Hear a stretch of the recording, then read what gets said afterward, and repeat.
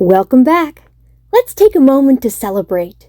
In a world where half of all movies don't include any dialogue between characters who aren't men talking about something other than a man, each of the 4 episodes of Survivor 47 aired so far has included personal and strategic conversations and important confessionals from the female and non-binary castaways.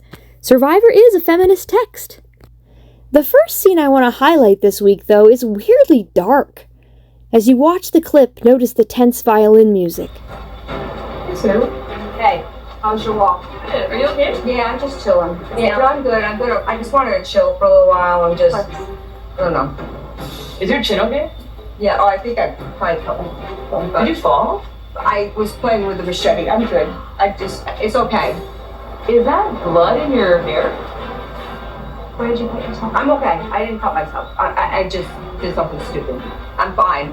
But I bet the back of my tongue. I'm fine, but I have to clean up a little mess. That's okay. But I'll talk to you guys later. Take your time. We'll probably be down at the beach crabbing. Okay, thank you. Oh my God. She's kind of scaring me a little bit. Music is one way that reality editors can take interactions that factually occurred and spin them to tell a particular story. Imagine that scene with a goofier soundtrack. I wanted to chill for a little while and just I don't know. Is your chin okay? Yeah, I think I played something. I was playing with the machete. I'm good. It's okay. Is that blood in your hair? Wait, okay. I just did something stupid. I'm fine. Back of my tongue. From the scary edit, we the viewers understand that Sue is acting highly suspicious. We aren't told what Caroline and Tiana suspect her of exactly. Slaying a boar? Self-harm? If they think she's actually injured, they shouldn't leave her to pass out while they go to the beach. I felt uncomfortable watching it.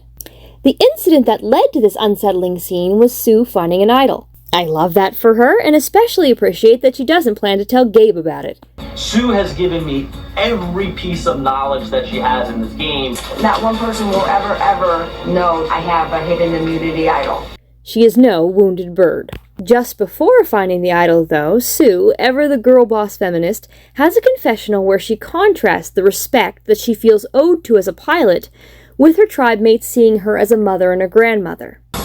Right now, people see me as a mom, I'm a grandma. 100% they're underestimating me. One of the main problems with girl boss feminism is that it devalues domestic labor. But what skills does Sue use to get away with finding the idol? The most stereotypical mother-related skills of all, sweeping and washing. She really does a remarkable job cleaning the jungle. I do worry that the paint drops on the trees will get her caught next episode, but for the time being at least, her success is due to what she learned over a lifetime of gendered labor, pushing brooms. How long of a lifetime exactly? They have no clue that I'm 58 years old.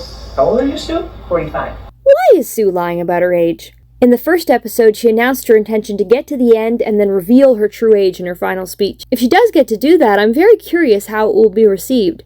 My guess is that it will fall as flat as Sammy in season 43 revealing that he was 19, not 22. 22 only seems wildly different from 19 when you're 19. I doubt that Sue's castmates see any difference between 45 and 58, or listening to this conversation between 45 and 85? 45. Damn, really? Yeah. Like, that's awesome. That, like, if the good Lord's willing, that leaves a lot of time. I don't need to be wheelchair around or need a cane or need, I can just do it all, so. Turning to our strategic conversation, we get great footage of the Breadwinners Alliance, including a soundbite that I just have to add to my outro. You know, there's societies in Korea where it's just women who choose to live together. Oh, are we alone? Yeah. Yeah. How do you like, what did I say? The breadwinners. The breadwinners. Breadwinners! Yes, we are! We're the breadwinners! And we're gonna win that bread. When it comes to camp life and challenges, the 3 girls here have truly been the powerhouses of this tribe. And so we call ourselves the Breadwinner Alliance. We have a very, relationship. I just want to make sure at least going into everything it's us 3. 100. Here, look at that. Absolutely. Having a strong alliance of women is incredible. Alas, the uplifting feminist feel of the breadwinner content is undermined by the fact that Sierra's allegiance lies elsewhere. She's throwing that alliance under the bus. She's throwing it away. Annika once said that Andy was giving toxic clingy boyfriend, but Sam's reaction to Sierra saying an alliance name to Andy that she didn't tell him first is giving toxic clingy alliance partner. The breadwinners. I haven't heard that before. Sierra and I, we're supposed to be riding for each other no matter what. Why are you not coming to me with that kind of information? Sam and I are just completely bumping heads right now. We might need survivor's alliance therapy at this point because we're just going back and forth, and I'm like, this is too early in the game to be bickering like a freaking old married couple. That scene has me predicting that Sierra will change her mind and go with the breadwinners for real, which I would love.